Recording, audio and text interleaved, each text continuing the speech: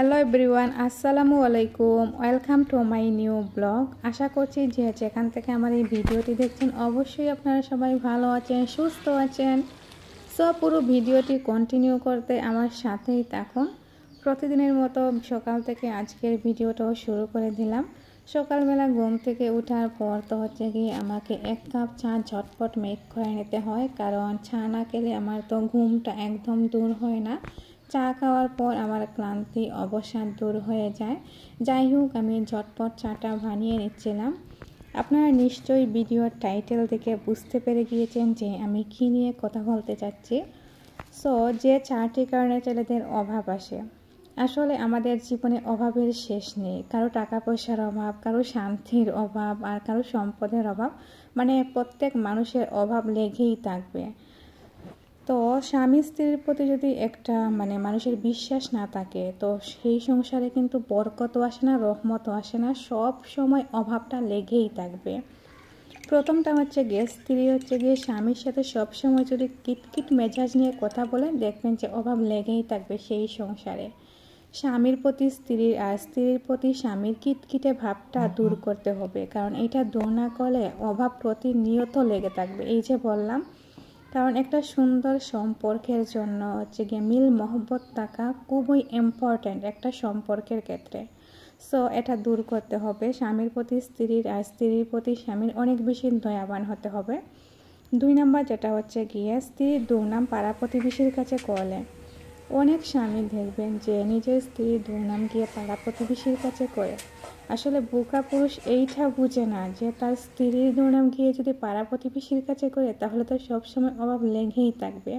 স্বামীর পায়ের নিচে তো স্ত্রীর বেহেস, তাহলে কিভাবে সম্ভব গিয়ে স্ত্রীর দুর্নাম রটিয়ে বেড়ানো পাড়া প্রতিবেশীর কাছে? আসলে সব পুরুষ একরকম না। কিছু কিছু পুরুষ এইরকম আছে যে নিজের স্ত্রীর দুর্নাম গিয়ে পাড়া প্রতিবেশীর কাছে গিয়ে বেড়াবে আর কি। তো এটা পরিহার করতে হবে। এটা করে একদম ঠিক না, তাহলে সব সময় কিন্তু অভাবটা লেগেই থাকবে। আর হচ্ছে গিয়ে 3 নম্বর যেটা হচ্ছে গিয়ে স্বামী স্ত্রী উভয়কেই কিন্তু নামাজি হতে হবে। নামাজ পড়লে দেখবেন যে কীভাবে সংসারে শান্তি আসে, আপনি তা নিজেও বুঝতে পারবেন যখন নামাজ পড়বেন। নামাজের পড়লে একটা সুন্দর সংসারটা শান্তিতে ভরপুর হয়ে যায়। আপনারা চেষ্টা করবেন স্বামী স্ত্রী নামাজি হতে, আর সংসারের উন্নতির জন্য আর অভাবটা দূর করার জন্য কিন্তু নামাজি হওয়া মোস্ট ইম্পর্ট্যান্ট। আর 4 নম্বর যে বিষয়টা হচ্ছে গিয়ে অনেকে দেখবেন যে দান করবে, দান করার পর কিন্তু কুটা দিয়ে দিবে। অনেক সম্পদশালী আছেন, নতুন নতুন যারা সম্পদের মালিক হয়েছে, তারা দান করবে ঠিকই, কিন্তু অন্যদিকে গিয়ে কুটা দিয়ে দিবে। এটা কিন্তু একদম করা যাবে না। এটা করলে সংসারে অভাব লেগেই থাকবে। আপনারা এইগুলো তাড়াতাড়ি দূর করবেন। যাই হোক, বলতে বলতে আজ কিন্তু অনেক কিছুই বলে ফেললাম। তো আসা যাক মূল রেসিপিতে। আজ আমি কী রান্না করব ওইটাই আপনাদের সাথে শেয়ার করবো আর কি। আজ দুপুরের জন্য স্পেশাল খাবারগুলো আমি রান্না করে নিচ্ছিলাম। এখানে মৃগেল মাছ রান্না করে নিচ্ছিলাম মাটির চুলায়, আর সাথে কিন্তু টমেটোটা থাকবে, কারণ টমেটো ছাড়া তো আমার রান্না করা অসম্পূর্ণই থেকে যায়। বিশেষ করে আমি ভুনা মাছ রান্না করলে কিন্তু টমেটোটা ইউজ করি।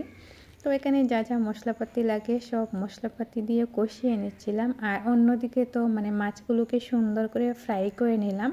এখানে জিরেও দিয়ে দিলাম, সাথে ধনিয়া পাতাটাও দিয়ে দিলাম। অনেকগুলো ধনিয়া পাতা দিয়ে আজ রান্না করে নিচ্ছিলাম, আর কালারটা দেখেন খুব বেশি সুন্দর হয়েছিল। তো আমার তো এই রেসিপিটা বেশ ভালোই লাগে, আর খেতে কিন্তু অনেক স্বাদও হয়েছিল। যাই হোক, মৃগেল মাছের ঝোলটা আমার হয়ে গেল। অন্যদিকে আমি বেগুন দিয়ে শুটকির ঝোল রান্না করব। যেহেতু আমি বেগুন দিয়ে টাকি মাছের শুটকি রান্না করব, তো আমি এখন বসিয়ে দিলাম গ্যাসের চুলায়, কারণ আমার পরে আর ভাল লাগেনি রান্না করতে। মাটির চুলায় দুপুরে খাওয়া দাওয়ার পর অনেক বেশি টায়ার্ড লাগতেছিল, তো ভাবলাম যে সন্ধেবেলা এই রান্নাটা করে নিই গ্যাসের চুলায়। যাই হোক, আমি রান্না করে নিচ্ছিলাম। আর এই শুটকিটা হচ্ছে কি আমাদের নিজের হাতে দেওয়া শুটকি। আমার আম্মু তো অনেক শখ করে এই শুটকিটা দিয়েছেন। আর যে কোনো ধরনের শুটকি কিন্তু নিজের হাতে দেওয়া অনেক ফ্লেভার হয় খেতে, আর খুব বেশি ভালো লাগে রান্নাও করতে। আমি তো খুব মজা করে রান্না করে নিচ্ছিলাম এই মজাদার রেসিপিটা। বিশেষ করে আমার এই যে কোনো ধরনের শুটকি ভালো লাগে, স্পেশালি টাকি মাছের শুটকি, শোল মাছের শুটকি, এই টাইপের শুটকি কেন জানি না অনেক বেশি ভালো লাগে। আর বিশেষ করে বোয়াল মাছের শুটকি যেটাকে বলা হয়, তো আলু দিয়ে আর এই বেগুন দিয়ে তো এইভাবে আমি রান্না করি। তো আজ আমি আলুটা ইউজ করলাম না, কারণ আলু আমার ভালো লাগেনি খেতে আজ। তো ভাবলাম আজ শুধু বেগুন দিয়েই রান্না করে নিই। যাই হোক, একটু পানি দিয়ে দিলাম যাতে সেদ্ধ হয়ে যায়। সো আপনারা যারা যারা আমার মতো শুটকি খেতে পছন্দ করেন অবশ্যই কিন্তু কমেন্ট করে জানাবেন। আর সব মানুষই মনে হয় শুটকি খেতে পছন্দ করে, বেশিরভাগ মানুষই আমাদের অঞ্চলের এই শুটকির অনেক বেশি পছন্দ করে আর কি। জানি না আপনাদের কীরকম লাগে, আপনাদের যাদের যাদের ভালো লাগে আমার মতো শুটকি অবশ্যই কিন্তু কমেন্ট করে জানাবেন। ফাইনালি দেখেন আমার রান্নার কালারটা হয়ে যাচ্ছিলো, এখন আমি নামিয়ে নিব। আর গরম গরম ধোয়া ওঠা ভাতের সাথে তো খেলে অনেক বেশি ভালো লাগে। তো আমি একটু ক্লিপ নিয়ে নিলাম এগুলো তো আমাদের রান্নাঘরে জানালার পাশে ছিল, তো ভাবলাম একটু ক্লিপ নিয়ে নিই। আমি রান্না করছিলাম একদিকে আর ওইগুলো কাটছিল। জানি না আপনাদের অঞ্চলে ওইগুলোকে কী বলা হয়, তবে আমাদের অঞ্চলে মেরামেরি বলা হয় আর কি।